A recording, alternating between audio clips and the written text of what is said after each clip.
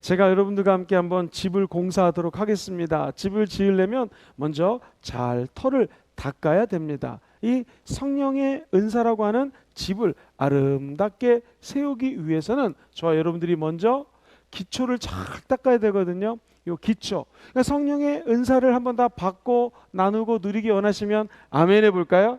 그러려면 조건이 있어야 돼요. 기초가 있어야 되는데 첫 번째는 뭐냐면 한번 따라해 볼까요? 반드시 그리스도인이어야만 합니다. 시작. 반드시 그리스도인. 그리스도인이란 말은 크리스찬이라고 하는 말이에요. 예수 믿은 사람에게 성령이 부어주십니다. 성령이 아니고는 예수를 구주라 고백할 수가 없어요. 그렇기 때문에 제일 먼저 되는 조건이 뭐냐면 성령 하나님의 은사를 받기 위해서는 예수 믿는 크리스찬이어야 된다는 것이죠. 두 번째는요, 이 은사는요, 한번 따라해 볼까요? 믿음대로 역사합니다. 시작. 믿음대로 역사하십니다. 성령의 은사를 믿어야 됩니다. 저와 여러분들이 예수님 믿어 구원받아 천국 가는 거 확실하면 한 번 더 아멘 해보죠. 아멘. 이것도 믿음으로 받은 거예요. 마음으로 믿어 의에 이르고 입술로 시인해서 구원을 받았습니다. 성령이 우리 안에서 믿음 줬기 때문에 구원받는 거예요. 성령의 은사도 똑같습니다. 구원에 대한 확신과 더불어서 신앙생활하는데 믿음의 은혜를 통하여 은사의 확신, 이 두 가지가 제일 중요해요. 왜? 구원받으면 천국 가죠. 성령의 은사 받으면 이 땅에서 하나님이 나에게 주신 사명, 능력, 하나님이 나를 통하여 이루시기 원하시는 심부름이 무엇인지를 깨닫게 됩니다. 그래서 성공적인 크리스찬은 예수 그리스도를 구세주로 영접하는 구원의 확신, 두 번째 은사의 확신이 있어야 돼. 근데 이 두 가지 모두가 다 믿음을 통해서 우리 마음속에 새겨진다는 것입니다. 하나님은 이미 저와 여러분들에게 성령의 은사를 주셨습니다. 이거 주신 거를 믿고 감사합니다. 아직 내가 무슨 은사를 받았는지 모르겠다고 하는 사람은요, 기도하고 소망하고 믿으면 곧 발견하게 될 것입니다. 더 중요한 것은 이 기초 중에서요, 자, 내가 이제 성령님을 믿음으로 그리스도인이 되었고 성령을 임재를 사모하면서 은사를 받기 원합니다. 그러면 그 은사를 발휘하고 싶은, 즉 하나님이 나에게 준 이 은사를 use it, 사용하고 싶은 열정이 있어야 돼요. 하나님, 예를 들어 보겠습니다. 누군가가 저에게 이 펜을 줬습니다. 근데 이 펜을 제가 책상에 책꽂이, 연필꽂이에다만 꽂아놓고 사용하지 않는다면 뭔 소용이 있겠습니까? 이 펜은 반드시 이렇게 흑판에다가 글을 쓸 때 이 펜이 쓸 목적이 있는 것이죠. 저와 우리 교회에서 비싼 돈을 두고 이 마이크를 샀습니다. 그런데 이 마이크 안 쓰고 다른 마이크 쓰면 뭔 소용이 있겠습니까? 이 마이크를 사용해야지 얘는 산 이유와 목적과 그리고 쓰임새 있게 이게 쓰임받을 수 있는 거죠. 마찬가지입니다. 은사도 하나님으로부터 받았으면 믿어야 되고요, 내가 이걸 발휘하겠다라고 하는 열정이 있으셔야 됩니다. 오늘 이 세 가지 기본 조건 위에다가 성령의 은사라고 하는 이 공동체의 건물을 한번 올려보겠습니다. 자, 은사를 갖다가 6층짜리 건물을 한번 줘보도록 하겠습니다. 자, 밑에서부터 올라가겠습니다. 자, 1층은 무엇인가 한번 따라해 볼까요? 은사에 대해서 이해하십시오. 시작. 은사에 대해서 이해하는 거예요. 이해한다는 것은 뭐냐면 은사가 무엇인지를 정확하게 알고 하나님이 한 가지 이상 은사를 주신 것을 믿어야 됩니다. 그리고 한번 따라해 볼까요? 성령의 은사에 대한 공부. 시작. 오늘 저와 여러분들이 이 성령의 은사가 무엇인지를 계속해서 공부해 나가고 있잖아요. 이게 이해하는 단계입니다. 아, 은사가 이런 거였구나. 단순히 방언만 있는 게 아니라 좀 이따 말씀드린 최소 27가지 이상의 엄청나게 많은 방언들이 있구나, 또 은사들이 있구나, 방언은 그 중에 하나구나, 그리고 이 은사를 통하여 하나님의 영광이 드러나는구나 하면서 은사에 대한 이해를 하셔야 됩니다. 두 번째, 한번 따라해 볼까요? 기도해야 됩니다. 시작. 예, 이제 이해했으면 하나님, 성령님 인도를 위해서 기도합니다. 저를 좀 인도해 주세요. 제가 무슨 은사를 받았습니까? 또 이 은사를 어떻게 하나님 위해서 쓸 수 있겠습니까? 라고 기도하셔야 됩니다. 기도는 어떻게 하면 될까요? 따라해 볼까요? 온 마음 다하여 내 뜻이 아닌 하나님의 뜻을 구하기. 시작. 내 뜻이 아닌 하나님의 뜻을 구하기. 하나님, 저는 예언의 은사를 받기 원해요. 이건 제 뜻이잖아요. 근데 하나님이 나는 네가 예를 들면 신의 은사를 받기 원한다라고, 은사는 누가 마음대로 주시는 거예요? 누구 뜻대로? 성령의 뜻대로 주는 거예요. 그래서 은사는 예를 들면 예언의 은사를 제가 달라고 이거 성취하는 것이 아니라 하나님이 나에게 만약에 다른 뭐 신의 은사 주셨으면 아멘 하고 receive 받는 거예요. 저 여러분들이 성령의 인도하심을 따라 기도하시고 성령께 순종하는 마음만 있으면 성령님은 분명히 역사해 주실 것입니다. 자, 세 번째가 저는 제일 중요하다고 생각하는데 이 3층 건물은요, 한번 따라해볼까요? 자신을 분석하기. 시작. 자신을 분석하기. 우리 순복음금정교회 제가 처음에 와서 성도님들하고 인터뷰를 했습니다. 우리 교사 선생님들을 다 만나가지고 우리 교회 학교의 장점은 뭡니까? 단점은 뭡니까? 왜 그렇게 했을까요? 그것은 우리 교회가 어떤 신앙생활을 하고 있고 어디까지 와 있는지를 분석하기 위한 자료를 모은 것입니다. 마찬가지로 성령님이 저와 여러분들에게 이미 은사를 주셨어요. 성령과 기도하고 나는 어제 말씀드렸던 것처럼 노인들을 보면 노인에 대한 열정이 있다 막 이러면 하나님이 내 자신 속에 분석을 하는 거죠. 나는 노인들을 위한 섬기는 것이 은사인가 보다. 이것을 활용해야겠다라고 느끼는 것이죠. 특별히 여러분이 어떤 일을 하실 때 굉장히 보람이 있을 때가 있어요. 어떤 분은 음식을 맛있게 했는데 사람들이 맛있게 먹는 거 보면 너무너무 행복한 분이 있어요. 그건 뭐예요? 하나님이 hospitality, 한국말로 하면 환대, 대접의 은사를 주신 거예요. 그래서 음식하는 게 그분은 힘들지가 않아요. 우리 교회도, 우리 화명성전에도요, 세상에 지난주에 어저께죠, 미역국을 끓였는데 최고로 좋은 미역을 사다가 쇠고기를 왕창 넣어가지고 끓였습니다.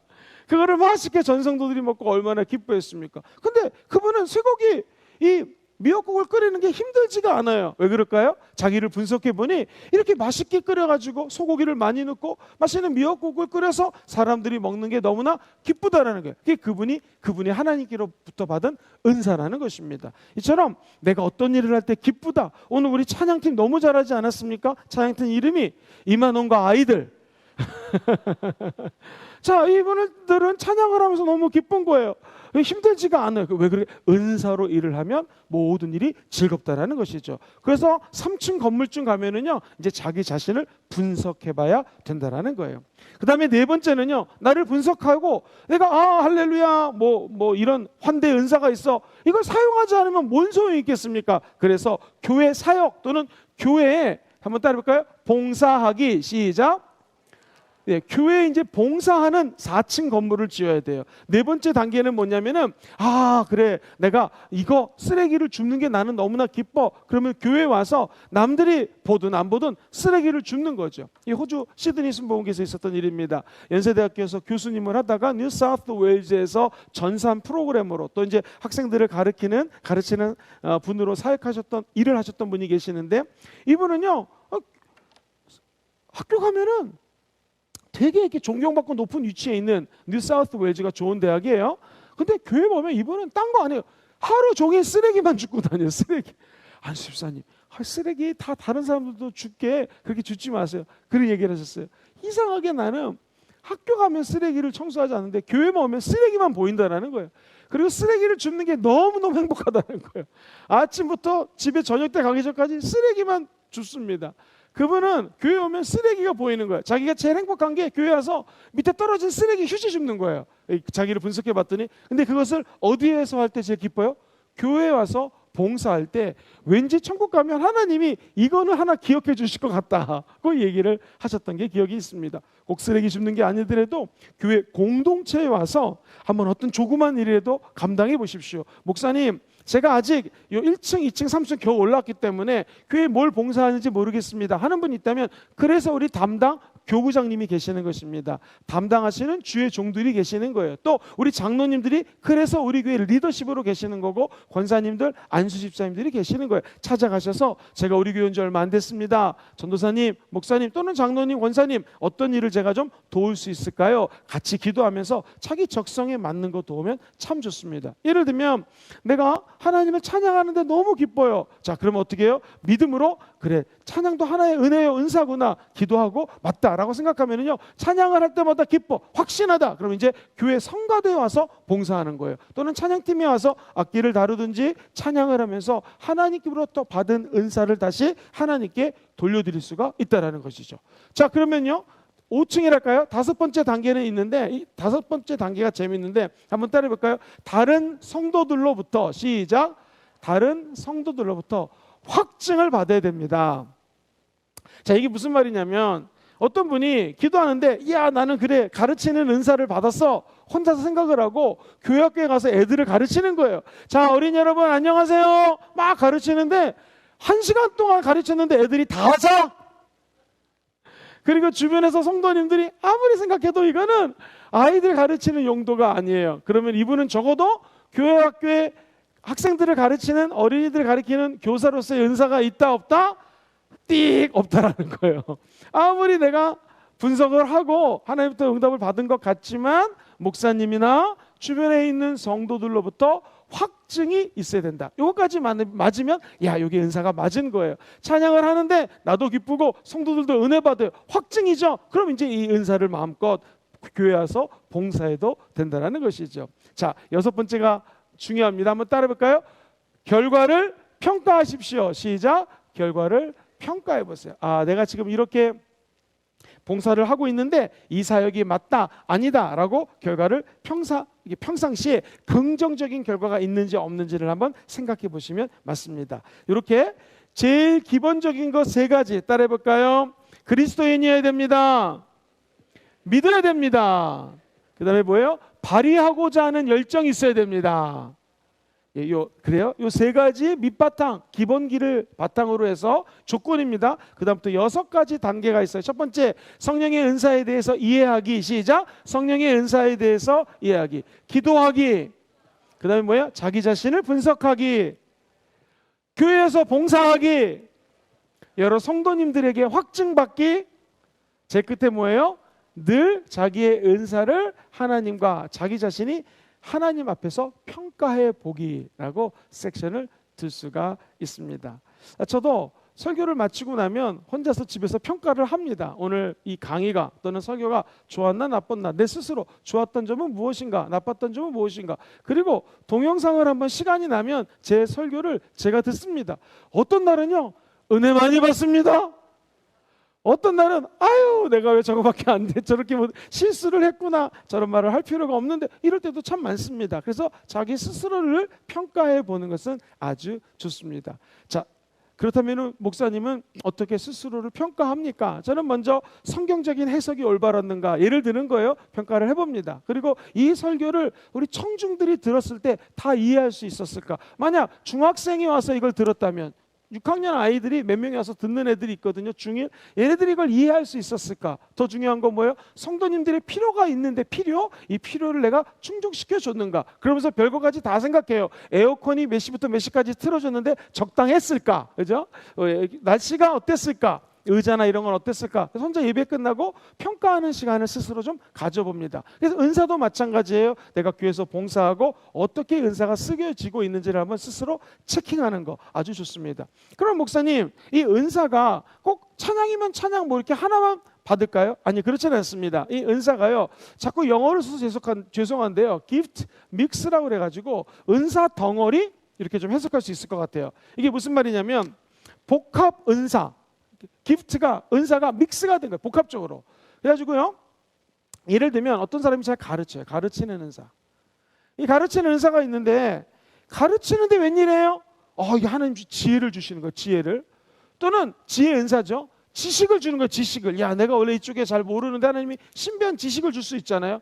분명히 가르치는 은사가 있는데 이분이 신기하기도 지식의 은사도 주고 지혜도 은사도 주고, 이게 막 믿음도 생겨요. 그래서 가르칠 때마다 신비한 일이 생기는 거예요. 그러면은 이 가르치는 은사랑 여러 가지 은사가 믹스가 되는 거예요.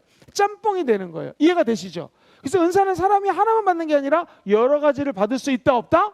받을 수 있다라는 거예요. 그 다음에 이 은사가 또 재밌는 게 이 복합 은사 덩어리가 있어요. 이제 어떤 사람이 잘 가르친단 말이에요. 근데 이 덩어리가 빛을 발할 수 있도록 다른 덩어리들이 옆에서 나타나가지고 다른 은사들이 얘를 갖다 막 이렇게 서포트할 수가 있는 거예요. 예를 들면 어떤 분이 가르치는 은사가 있어요. 이 복합적으로 은사가 나타나는데 이게 웬일입니까? 갑자기 예언의 은사가 나타나서 가르치면서 미래의 일을 당겨온다거나 현재 여러분이 갖고 있는 문제를 시원하게 해결할 수 있는 예언의 은사가 이 복합 은사를 지지하고요, 지탱해 주고 서스테인이라고 그러거든요. 푸시 밀어줄 수 있다라는 거예요. 그래서 이 복합 은사가 나타날 때에 더 큰 덩어리로 나타난다. 그러면 이게 뭐예요? 이건 반드시 그 뒤에서 하나님이 역사하는 건데 한번 따라해볼까요? 은사, 집합, 시작. 은사가 집합적으로 나타난다라는 거예요. 저는 이제 이런 목사님들, 우리 기독교에서는 분들을 좀 몇 분 봤어요. 예를 들면 조영기 목사님 같은 경우에 가르치는 은사가 있죠. 예전에 수요 예배 때 성경을 한 장 읽고 한 절 읽고 이제 가르쳤단 말이에요. 가르치는데 이 복합 은사가 나타났더라고요. 준비한 것 같지 않으신데 갑자기 현재 벌어지는 일들을 오늘 이 설교단에 끌어와가지고 그때 이제 정치 현황을 갖다서 하나님의 뜻이 무엇인지를 마치 예언하듯이 선포할 때가 있고요.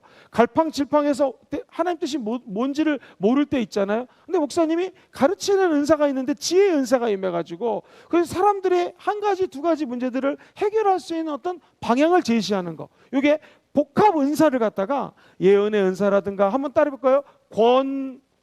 이게 권면의 은사라는 게 있어요. 한번 따라해볼까요? 권면의 은사, 또 위로의 은사, 이런 것들이 이제 이분이 설교할 때 여러 가지 믹스가 돼가지고 은사군 또는 은사가 크게 집합으로 나타나는 경우가 있다라는 거예요. 제가 드린 말씀이 뭐냐면 이 성령의 은사가 너무 재밌어요. 한 가지 받았다고 할렐루야 끝! 이게 아니에요.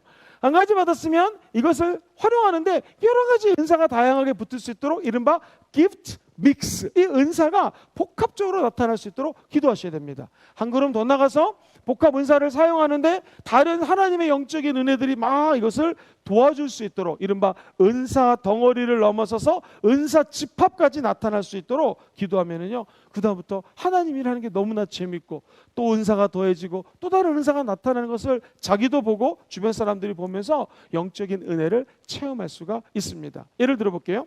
하스테반 목사님이라고 하용준 목사님의 친동생이에요. 이분은 아내가 독일 분이세요. 해외에 나가서 유학하다가 길거리에서 외국 사람들이 찬양을 하는데 막 벌쩍벌쩍 뛰고 기뻐하면서 찬양하는 걸 보고 너무 이분 은혜를 받았어요.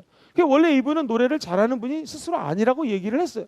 근데 우리나라에 와가지고 어떻게 하면 이 외국에서 기뻐하면서 찬양했던 것을 좀 한국에 심을 수 있을까 고민하고 기도하다가 경배와 찬양이라고 하는 이 찬양 무브먼트예요. 찬양의 엄청난 역사가 온누리교에서 목요일 밤마다 열렸단 말이에요.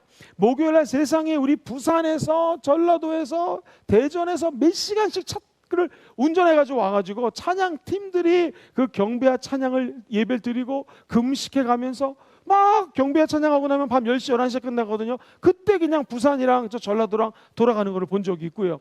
심지어는요, 이 경배와 찬양 학교를 열었는데요, 일주일간 해요. 저도 한번 참석해 봤거든요. 되게 깜짝 놀랐어요. 일주일 내내 찬양하고 기도하고 찬양하고 기도하고.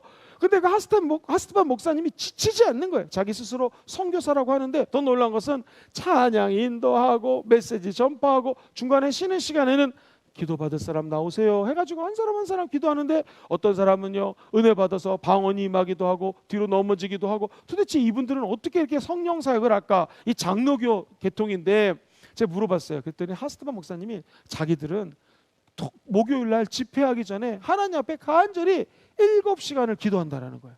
성령의 역사한 것을 믿고 우리가 받은 은혜를 발휘할 수 있도록, 다 크리스찬들이잖아요. 믿고 기도하고 자기 자신들의 좋은 점 단점을 분석해가지고 굉장히 트레디셔널하게 찬양 집회를 했어요. 그래서 외국 사람들은 막 그냥 짧은 치마를 입고 댄스를 하고 이런 경우도 있었지만 절대로 안 돼요. 긴 치마를 입어야 되고 정장 스타일로 해야 되고 나름대로 자기들의 코드와 자기들의 분석을 한 다음에 하나님 나라를 위하여 확증하고 막 평가하면서 사역하는 것을 제가 보고 큰 은혜를 받은 적이 있습니다. 자, 하스테반 목사님이라고 하는 분은 원래는 선교사가 되기를 원했는데 찬양의 은사 받고 우리나라에 와가지고 선교사가 아니라 찬양을 다른 사람들에게 확산시키는 사람으로 쓰임 받았어요. 말씀도 더 잘 전하고 글도 잘 적으세요. 복합 은사죠. 근데 여기에다가 집회를 할 때마다 성령님이 기름을 부으셔서 예언적인 사역, 위로하는 사역, 권면적인 사역, 체력까지 은혜를 부어줘서 이것이 은사가 집합적으로 나타나는 것을 본 적이 있었습니다. 외국에 팀 홀이라고 하는 유명한 부흥사가 있었는데 똑같아요. 이분이 하나님께 기도를 무지 많이 하고 집회를 합니다. 그러면 주로 이분이 강한 것이 하나님이 이 자리에서 선포하는 것 같은 메시지를 많이 해요. 그래서 예를 들면 한국말로 번역한다면 우리 하나님이 이곳에 함께 하십니다 이렇게 하는 것이 아니라 여러분 지금 하나님 여기 계십니다. 여러분의 문제를 만지고 계십니다. 바로 하나님이 그냥 즉석에서 성도들에게 얘기하는 것처럼 정말 어떻게 보면 프로페트 같은 선지자 같은 메시지가 많아요. 죄를 지적할 때도 있고 하나님 용기를 줄 때도 있고, 그러면 자기는 성령에 순종해서 이 말씀을 전한다. 분명히 이분은 설교의 은사 또는 가르치는 은사가 있는데 강력한 성령의 예언적인 일들도 나타나고 치유도 나타나고 권면적인 것도 나타나고 이런 기타 등등의 것들이 군집을 해가지고 나타나는 것을 많이 봅니다. 이게 어찌 목회자만 이렇겠습니까? 평신도들도 마찬가지라는 것이죠. 그러므로 우리 순복음 금종교회 모든 성도님들이 한두 개의 은사로 만족하지 마시고 기도 많이 하셔서 은사의 집합적인 역사들이 나타나기를 주의 이름으로 축원드립니다. 은사 덩어리도 나타나고요, 은사가 함께 모여서 우리들이 드러나는 것이 아니라 누가 드러나야 돼요? 이즉 하나님 예수 그리스도가 드러나는 것이 은사 사용의 원칙입니다.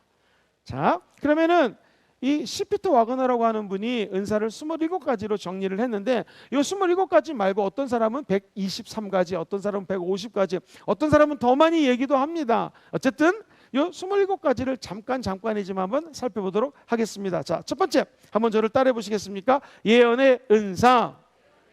예언의 은사는 프로페시라는 단어를 합니다. 이 은사를 받은 사람은 하나님하고 교통을 합니다. 그리고 하나님의 메시지를 받아서 하나님의 백성들에게 구별된 말씀, 시작, 구별된 말씀, 세상에서 듣던 말이 아니라 하나님이 선포하고자 하는 말씀을 청중들에게 전하는 것, 이것을 우리는 예언의 은사라고 합니다. 로마서 12장 6절만 읽어볼게요. 로마서 12장 6절 한번 스크린을 보시면서 시작. 우리에게 주신 은사대로 받은 은사가 각각 다르니. 혹 예언이면 어떻게 해요? 내가 만약 예언의 은사를 받았으면 믿음의 분수대로 예언을 하라고 얘기합니다. 이게 뭐냐면 예언의 은사를 받으면 참 멋있어요. 갑자기 이분에 대한 마음의 심령의 상태를 알 수 있고, 때로는 미래의 일도 보이기가 하고요, 하나님이 이분에게 무슨 말씀을 하실지를 예언적으로 얘기를 할 수가 있어요. 근데 이제 이게 뭐가 문제냐면은 목사님이 이 은사를 받고 목회를 하는데 활용한다, 큰 문제가 없을 것 같네요. 근데 이제 문제는 뭐냐면 예수님을 아직 믿은 지 얼마 안 되신 분이 말씀을 아직 잘 모르는 상태에서 예언의 은사를 받았다고 생각해 보세요. 그러면은 실제로 예언의 은사를 활용하는 교회 같은 경우에는 이렇게 목사님이 설교하다가 어떤 집사님이 예언의 은사를 받았습니다, 지금 하나님 이런 예언을 하십니다 하면 그분이 강대상에 나와서 마이크를 잡고 설교 중간에 하나님 이런 메시지 주십니다라고 예언적인 선포를 해요. 자, 이때 잘 들으세요. 그 교회는 예언의 사역을 이제 인정하는, 예를 들면 크리스천 아우리치 센터라고 하는 교회였어요. 그러면 담임 목사님이 예를 들면 설교하기 전에 여기 우리 하선호 목사님이 그 앞에 서 계십니다. 그래서 이분과 담임 목사님이 영적으로는 함께 기도를 하고, 지금 목사님의 설교가 예를 들면 하나님의 은혜라는 제목으로 설교를 할 때 어떤 평신도가 예언의 메시지를 받았어요. 그러면 하 목사님께 와서 부목사님께 검증을 받아요. 하 목사님, 제가 이런 예언의 마음을 받았는데 이게 맞습니까? 근데 이분이 평상시 담임 목사님과 영적으로 함께 기도하는 사람이기 때문에 맞다고 생각하면은 잽싸게 저에게 사인을 줍니다. 담임 목사에게. 그럼 제가 자, 김누구 아무개 집사님이 하나님이 이런 메시지를 주셨습니다 하고 평신도인데도 마이크를 잡고 예언적인 메시지를 선포할 때가 있어요. 근데 여기서 주목해야 될 것은 뭐예요? 예언의 은사를 활용하는 교회다라고 했을 때 한번 따라해볼까요? 질서를 따라, 믿음의 분수대로. 그분이 비록 예언의 마음을 받았지만 앞으로 막 뛰어와서 마이크를 가로채는 게 아니라 부목사님께 가서 허락을 받고 부목사님이 죄송합니다만 다음 기회 하시죠, 아니라 또는 이건 아닌 것 같습니다, 그러면 조용히 그 자리에 앉습니다. 여기서 불평을 하거나 원망을 하는 성도 하나도 없어요. 이게 아닌가 보다, 그냥 넘어가는 것이죠. 이게 바로 그 말이에요. 예언이면 믿음의 분수대로. 아니, 우리가 기도하다 보면 왜 하나님의 음성을 안 듣겠습니까? 레마가 들리죠. 하나님의 음성이 우리 마음속에 다가옵니다. 때로는 교회에 대해서 하나님 쉬는 마음이 있어요. 그럼 어떻게 하면 좋아요? 부목사님께 또는 저에게 카톡으로 이런 마음을 받았습니다, 이게 기도하면서 하나님 뜻이라면 아멘하면 되는 거고요. 그렇죠? 믿음의 분수대로 자기가 얼마든지 하나님의 사역에 동참할 수 있다. 조심해야 될 것은 교회는 질서가 있고 믿음의 분수라는 것, 그러니까 이걸 오해하지 마세요. 내 분수가 이만밖에 안 돼 라는 개념이 아니라 하나님이 교회 내에서 세워주신 질서의 롤을 따라, 역할을 따라 은사를 활용해야 된다. 이것이 바로 예언이면 믿음의 분수대로라는 의미입니다. 그래서 예언의 은사는 하나님의 메시지를 받아서 하나님 백성들에게 하나님의 구별된 메시지를 전하는 것, 이게 예언이다. 좀 더 깊이 들어가면 예언이라는 것을 제가 한번 얘기를 했는데요, 프로페시라는 단어를 쓰는데 이 단어는 동사 see, 보다에서 나왔어요. 그래서 R을 붙이면 seer, 보는 사람이 예언자다. 시작! 보는 사람이 예언자예요. 기도를 많이 하면 하나님 보좌 우편에 우리가 올라가거든요. 높은 데 올라가면 멀리 보이잖아요. 예언자는 다른 사람의 예언자가 아니라 저와 여러분들이 예수님이 십자가에서 죽은 거 믿으시면 아멘. 예수 죽음 내 죽음, 예수 부활 내 부활. 시작! 예수 부활 내 부활, 예수 보좌 내 보좌. 시작! 예수님 보좌 내 보좌. 내가 기도하면 하나님의 보좌 위까지 올라갈 수 있어요. 그래서 하나님과 함께 우리 예수님의 손을 붙잡고 미래를 바라보는 것, 이게 보는 자, 예언자라는 뜻이에요. 그래서 예언자를 너무나 막 하나님이 신기한 예언을 준다라는 쪽만 해석하시면 안 되고, 믿음으로 하나님 보좌 우편까지 올라가서 먼 미래를 투영할 수 있다. 이 예언의 은사예요. 두 번째, 이 프로페시라는 원어는요, 원래 encourager, 이게 한번 따라해볼까요? 용기를 주는 사람. 시작! 용기를 주는 사람. 예언의 은사를 받은 사람인데 기도를 하면서 집사님 일로 와보세요 랄랄랄랄랄라 하면서 막 예언을 하는데, 집사님 되는 일이 없어, 앞으로 조심해, 이거 예언이 아니에요. 랄랄랄라 기도한다고 하는데 집사님 동쪽으로 가, 이것도 예언이 아니에요. 이건 점이에요. 점 보는 거예요. 점 보는 거. 기독교의 예언은 뭐냐면 이 하나님의 말씀을 통하여 다른 사람들에게 용기를 주는 거예요. 희망을 주는 거예요. 이 마지막 때에 천국 갈 수 있는, 함께 동역할 수 있는 에너지를 전달해 주는 게 예언이에요. 그렇다면 우리가 하나님으로부터 기도하면서 은혜를 받았으면, 예언의 은사를 활용한다면 우리 입술을 통하여 용기를 주고 사랑을 주고 소망을 주고 희망을 주는 메시지가 저와 여러분들에서 입술에서 선포될 것입니다. 그럼 이것이 바로 다른 것이 아니라 예언의 은사를 활용하는 것이다.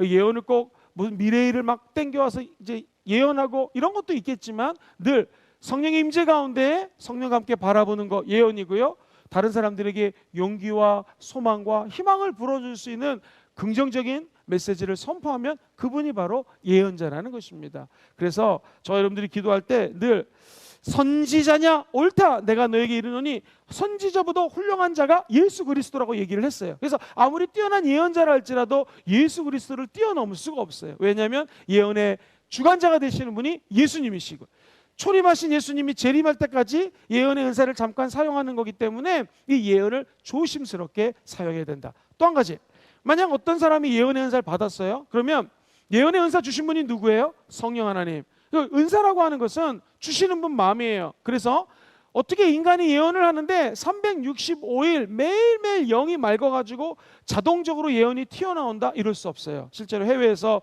예언의 은사를 강력히 받은 목사님하고 대화를 했더니 자기가 기도를 많이 할 때 영이 맑을 때 예언의 은사를 주신대요.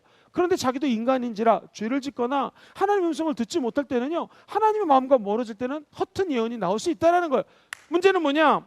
성도님들이 와가지고 예언 좀 해주세요 라고 했을 때, 이 외국에서 예언의 은사 받으신 분은 솔직하게 제가 요즘 기도 생활이 부족해서 오늘 예언을 할 수가 없습니다, 하나님이 아무런 감동을 주지 않습니다라고 솔직하게 얘기를 해요. 근데 문제는 우리나라에 다 그런 건 아니지만 몇몇 예언의 은사를 받았다고 하는 사람이 자기가 성도가 와서 예언해 주세요 그러면 랄랄랄라 하다가 성령 충만하지 않은 상태에서 360일 예언이 나올 수 없잖아요. 잘못된 예언을 하는 경우도 있을 수 있다. 그러니까는 저와 여러분들이 거꾸로 뒤집어 얘기를 하면은요, 뭐 저는 이런 경험이 있었는데, 한 번 이제 하나님께서 예언에 대한 너무나 감동을 주셔가지고 제 옆에 앉은 분이 계셨어요. 호주에서 예배를 드리는데 너무나 주님이 감동을 주셔서, 하나님 그러면 제가 이 예언을 말할 게 아니라 성경 말씀을 좀 주세요. 그랬더니 성경을 말씀을 주셔서 딱 폈는데 제가 받은 예언하고 똑같아요. 그래서 옆에 있는 분에게 이게 하나님이 저에게 주시는 메시지인데 아마 틀릴 수도 있지만 한번 이 말씀을 읽어보십시오 라고 말씀으로 이분께 했어요. 그랬더니 옆에 있던 그분이 눈물을 막 흘리면서 이 메시지는 하나님이 당신을 통해, 제가 그때 신학생이었거든요, 신학생을 통하여 나에게 주신 메시지입니다 라고 하면서 이분이 엉엉엉엉 울면서 하나님께 기도했던 기억이 있습니다. 제 포인트는 뭐냐면, 김영근 당시 신학생이 예언의 은사를 받았다는 게 중요한 게 아니라, 자, 이분이 저에게 예언의 은사를 통해서 이제 은혜를 받았잖아요. 근데 이분이 다음에 저한테 또 찾아와가지고 전도사님, 목사님, 뭐 신학생님 예언해 주세요 이런 말을 안 해요. 그 자리에서 성령이 이분을 통해서 나에게 예언해 주셨다, 거기로 끝. 그죠? 다시 저에게 찾아올 일도 없다라는 거예요. 인간은 불완전하기 때문에 날마다 예언을 할 수가 없습니다. 그때 제가 신학생이고 기도를 많이 하고 성령 충만해서 이분을 위로하라고 잠깐 예언자로 쓴 것이지, 제가 어떻게 365일 매일매일 예언을 하고 매일매일 날마다 성령으로 충만하기는 아마 힘들 것 같네요. 그렇다면 이분은 저와 여러분들이 어떤 예언의 은사를 받은 분을 통해서 용기를 얻고 희망을 얻고 제 미래를 봤다 그랬을 때는요, 이분을 통해서 누가 주신 거예요? 예수님이 주셨다라는 걸 인정하셔야 돼요. 그렇죠? 그래서 이분에게 다시 갈 필요가 없는 게 아니라 이분을 통해 역사하신 누구에게 가야 돼요? 예수님, 성령님께 나아가야 된다. 이거는 예언의 은사뿐만 아니라 모든 은사가 똑같습니다. 앞으로 우리 교회가 우리 중직들을 먼저 모시고 성령 비전 캠프를 할 거예요. 오순절 성령 비전 캠프를 하면 예언도 임하고 방언도 터지고 귀신도 떠나가고 정말 거룩한 영적인 은혜가 막 넘쳐납니다. 그때 이게 은혜를 잘못 받으면, 혹은 이 내 분수를 넘어서 은사를 활용할 때는요, 교회가 오히려 시끄러워지는 경우가 우리 교회 말고 다른 교회는 있었다라는 것이죠. 그래서 결코 은사주의자, 교회에서 성령을 나타내고 성령 운동을 한다고 해서 조직이 흐트러지거나 질서가 무너지는 것은 하나님 뜻이 아니라는 것이죠. 자, understand, 모른다스탠드. understand. 자, 그럼 두 번째로 넘어가 보겠습니다. 두 번째 한번 따라해볼까요? 섬김의 은사.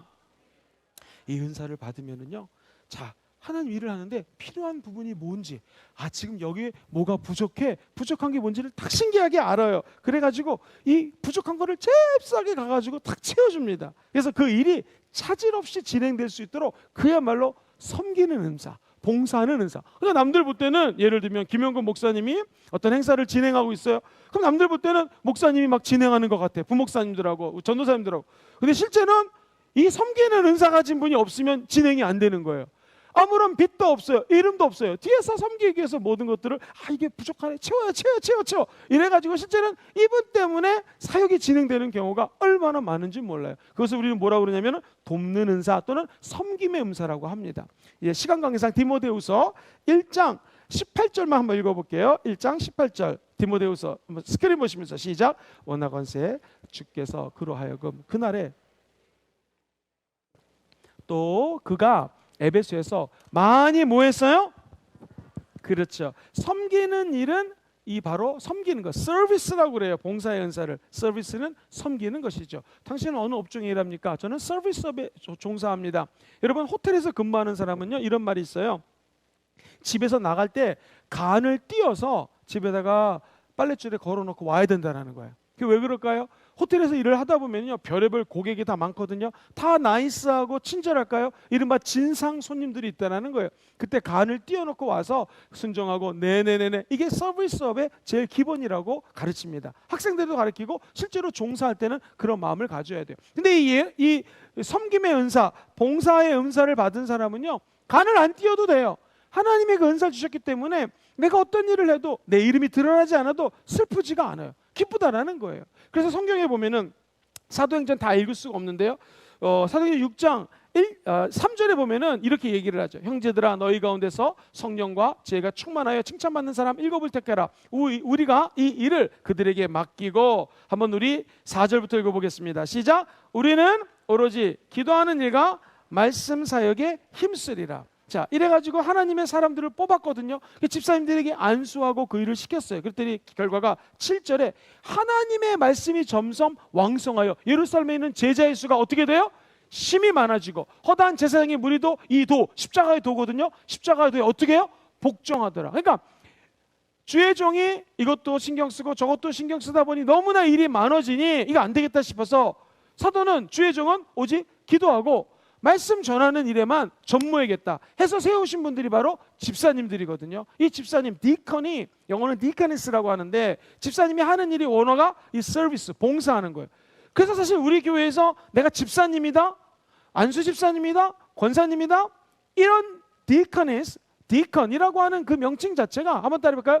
교회를 위하여 섬기는 사람. 시작. 교회를 위하여 섬기는 사람이란 뜻이에요. 그러자 그 결과가 어떻게 났어요? 집사님 7분을 세우니까 교회가 말씀이 흥황해지고 성령이 역사하시고 수많은 사람들이 몰려들고 허다한 제사장의 무리 또한 십자가 도 앞에 무릎 꿇고 예수를 구세주로 영접하더라. 우리 교회도 이런 교회가 될 줄 믿습니다. 세 번째는요, 한번 따라해볼까요? 가르치는 은사. 이거 받은 사람은요, 사람들이 뭐를 배우고 또 어떤 영적인 건강이 어떤 게 필요한지를 알아가지고 그 필요한 것을 잘 가르치는 사람이에요. 그래서 로마서 12장 7절 한 절만 같이 읽어보겠습니다. 시작. 혹 섬기는 일이면 섬기는 일로, 혹 가르치는 자면 뭘로 해요? 가르치는 자로. 하나님께서 가르치는 은사를 주시면 이렇게 하나님의 마음으로, 섬기는 마음으로 가르칠 때 진리가 선포되고 하나님의 사람들이 더욱더 영적인 양식을 가지게 될 줄 믿습니다. 오늘 말씀 정리합니다. 은사는 누구에게 임하여? 조건, 예수 믿는 사람. 두 번째, 믿음으로 구하셔야 됩니다. 세 번째, 내가 은사를 발휘하고자 하는 열정이 있어야 됩니다. 이게 밑바탕 근본이에요. 조건이에요. 그 다음에 첫 번째 한번 따라해볼까요? 성령에 대한 이해. 시작. 성령의 은사에 대해서 공부해야 되는 말이죠. 그 다음에 기도하기, 자신을 분석하기, 네 번째 봉사하기, 이제 봉사 진짜로 해야죠. 그 다음에 확증하기, 겸손하게 평가하기. 저 여러분들이 6층뿐만 아니라 7층, 8층, 9층 하나님의 천국 빌딩을 짓는 귀한 하나님의 은사의 사명자들 되시기를 주의 이름으로 축원드립니다.